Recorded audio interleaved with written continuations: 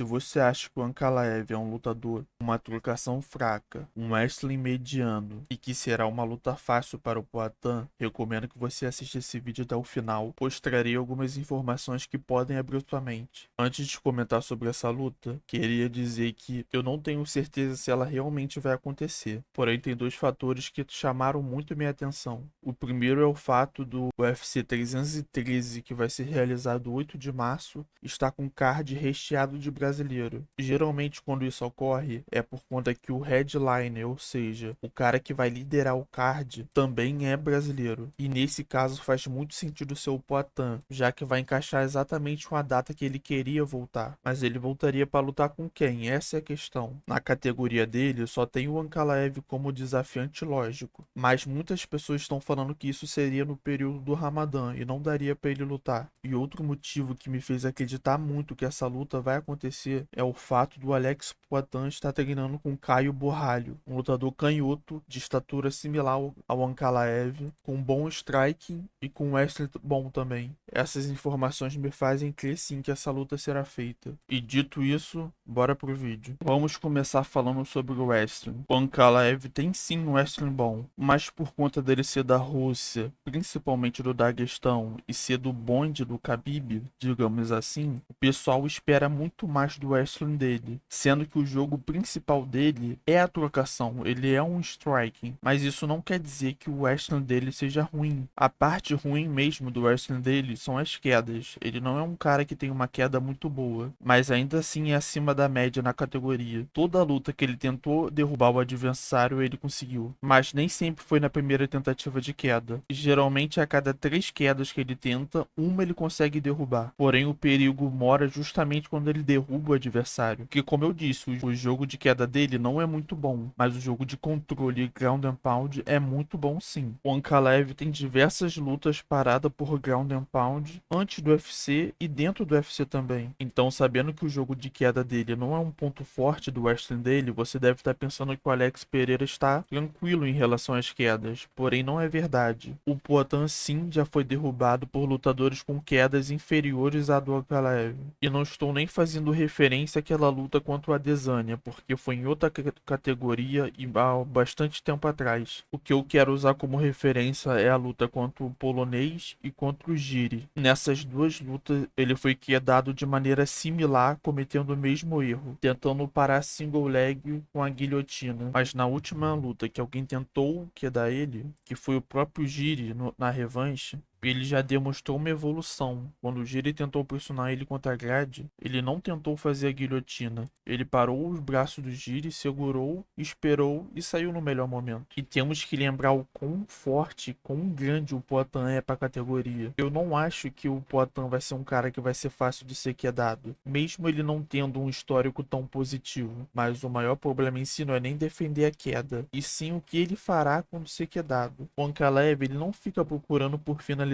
Ele não vai tentar pegar as costas e fazer um mata-leão, um armlock ou alguma coisa assim. Ele vai tentar controlar e bater o máximo possível. Então o Poatan tem que estar muito ligeiro para não cair. E se cair, tentar levantar o mais rápido possível. Porque nessa luta contra o Ankalaev é crucial o Poatan começar ganhando os rounds. E você vai entender com a explicação a seguir em relação ao striking. O Ankalaev é um lutador sim muito bom de trocação. Ele provavelmente é o segundo melhor da categoria. Muita gente dá crédito ao Jiri, ao Ryu, ao Khalil por serem bons nocauteadores, mas esses três têm a mesma falha, que é se expor muito a nocaute. Já o Ankalaev é o contrário. Ele não nocauteia tanto assim, mas também ele não é nocauteado, não toma knockdown frequentemente e dificilmente você vê ele tomando algum golpe forte na cabeça. E é por isso que nem o Weston ele costuma usar contra o adversário dele, porque ele já está ganhando na trocação. Por que ele usaria o Weston?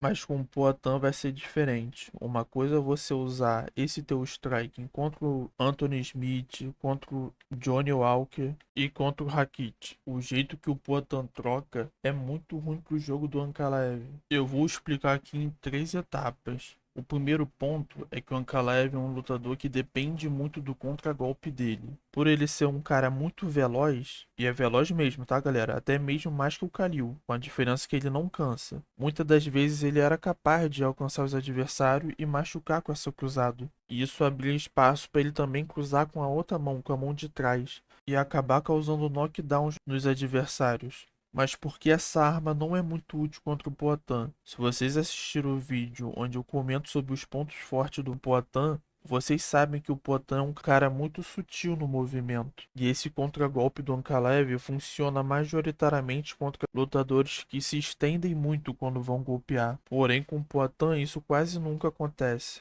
Já no segundo ponto, é sobre os chutes na perna. O Ankalaev realmente tem um bom boxe defensivo, mas ele não lida tão bem com os chutes na perna. Porém, as pessoas estão cometendo um exagero quando falam do chute do Poatan. Na luta contra o polonês, o Ankalaev teve a perna machucada majoritariamente por chutes por dentro, que pegam canela com canela. Por conta do Ankalaev ser canhoto, esse chute por dentro tem muito efeito, mas a maneira que o Poatan chuta não é essa. O Poatan chuta por fora, na panturrilha, o que também tem efeito, porém um efeito mais demorado. Ele vai precisar atingir a panturrilha do Ankalaev mais vezes do que se ele fosse chutar por dentro, que não será um problema para o Poatan, que já tem esse chute muito masterizado. O terceiro ponto é a junção dos dois primeiros. Como o Ankalaev é um cara que basicamente gosta de contragolpear durante a luta, ele se frustra quando o adversário não dá essa oportunidade para ele. Então ele começa a sair da área de conforto dele, que é o contragolpe,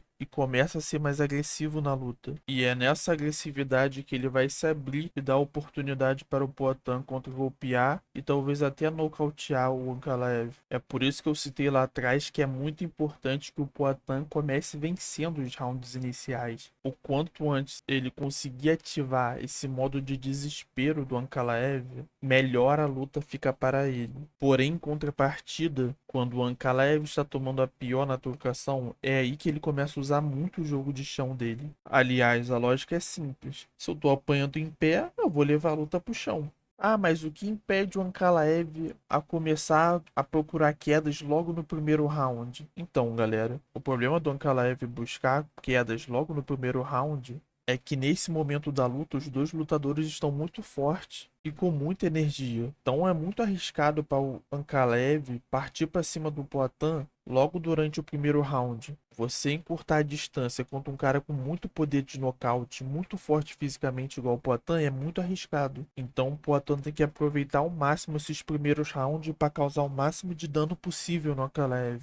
Se essa luta chegar no quarto round, tendo o Ankalaev ganho 2 rounds, vai ser muito difícil pro Poatan voltar e nocautear o Ankalaev. Porque, como eu disse anteriormente, ele não é igual o Ryu, igual o Jiri e nem igual o Khalil. Ele não vai ficar cansado igual o Khalil e não vai ficar aberto igual o Jiri para ser nocauteado. Então ele perdendo os rounds iniciais abre um caminho de vitória muito bom pro Ankalaev por decisão. E é por isso que essa luta não vai ser nada fácil igual os youtubers brasileiros vêm dizendo em seus canais. Aliás, se o Poatan tivesse realmente essa vantagem nítida, igual esses caras estão dizendo, por qual razão as casas de apostas colocariam Ankalaev como favorito? Eu só sei de uma coisa, eu espero muito que essa luta aconteça para ver realmente o nível que o Poatan está. Porque no fundo do fundo, o que eu acho sobre essa luta é o seguinte: Ankalaev é um cara que é muito subestimado na parte em pé, enquanto o Poatan é muito subestimado na parte de chão. E por mais que o Poatan tenha chances de perder essa luta sim, ele tem a oportunidade de entrar nessa luta,